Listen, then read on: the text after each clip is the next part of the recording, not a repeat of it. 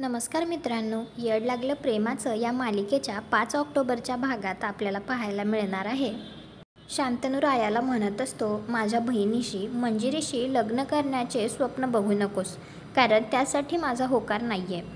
त्यावेळी जयसुद्धा तिथेच असतो. तर लगेच जय म्हणतो, पण त्याला खात्री आहे ती होकार देणार म्हणून. तर लगेच शांतनू म्हणतो, पण बोलण्यात आणि करण्यात जमीन आसमानचा फरक असतो.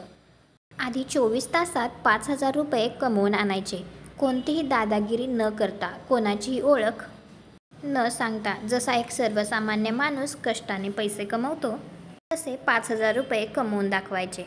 तर लगेच राया म्हणतो, होय, म्या तसेच पैसे कमवेन. तुम्हाला काय वाटतं, आता राया 5,000 रुपये कमवून आणू शकेल का?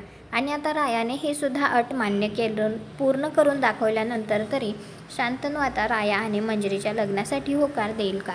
कॉमेंट करून नक्की सांगा. व्हिडिओला लाईक करा, आपल्या मराठी मालिका चॅनलला सबस्क्राईब करा. भेटू उद्याच्या भागात.